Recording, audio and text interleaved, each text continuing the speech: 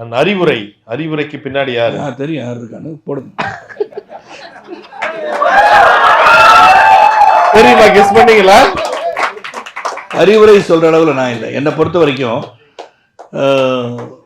இன்றைக்கி வந்து புதிதாக கட்சி துவங்கி இருப்பவர் விஜய் அவர்கள்.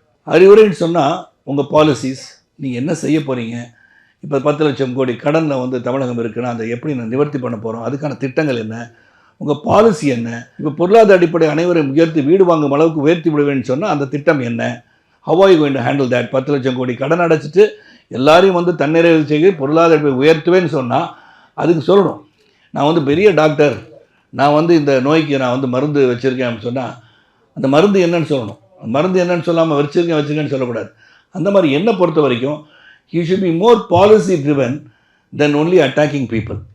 அண்ட் ரெண்டாவது, he has not grown. அந்த அளவுக்கு ஒரு பாரத பிரதமரையோ இன்று நாட்டை ஆளுகின்ற முதலமைச்சர் ஸ்டாலின் அவர்களையோ இழிவுபடுத்தி பேசும் அளவிற்கு இவர் ஒன்றும் உயரல. இப்போ வெளியில மக்கள் சொல்லும் போது எப்படி சொல்றாங்கன்னா, எங்க போனாலும் இவருக்கு பயங்கரமா கூட்டம் கூடுது, ஒரு புதிய அலை வர்றதுக்கான ஒரு வாய்ப்பு இருக்கு, ஒரு பெரிய மாற்றத்துக்கான ஒரு வாய்ப்பு இருக்கு, இப்படிலாம் நிறைய விஷயங்கள் பேசப்படுது. நீங்க எப்படி பாக்குறீங்க?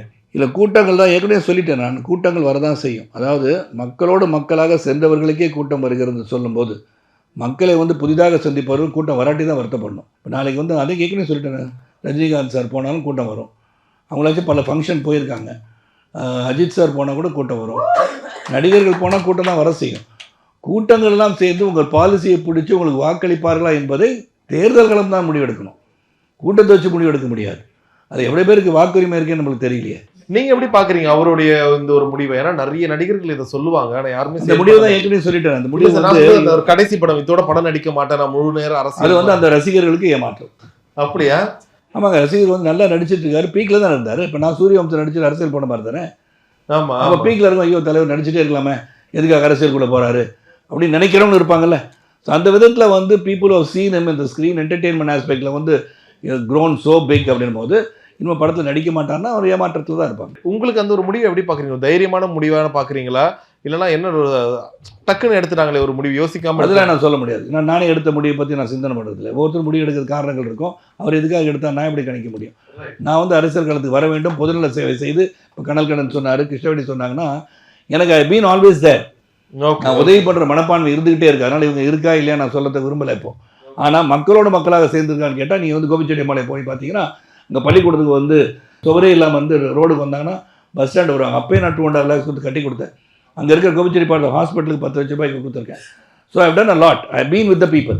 அண்ட் மக்களை சந்திப்பது நான் கூச்சப்படாமல் சந்திப்பேன். மக்களை வந்து பார்த்து கை கொடுக்குறது, வணக்கம் சொல்கிறது, கட்டித்தருவது, வீட்டில் போய் சாப்பிட்றது. பொன்னின்னு வந்து புதுக்கோட்டையில் ஒருத்தவங்க இருக்காங்க, அவங்க இது கேட்டுட்டு தான் நிகழ்ச்சியில் ஒரு இதில் பார்த்தேன்.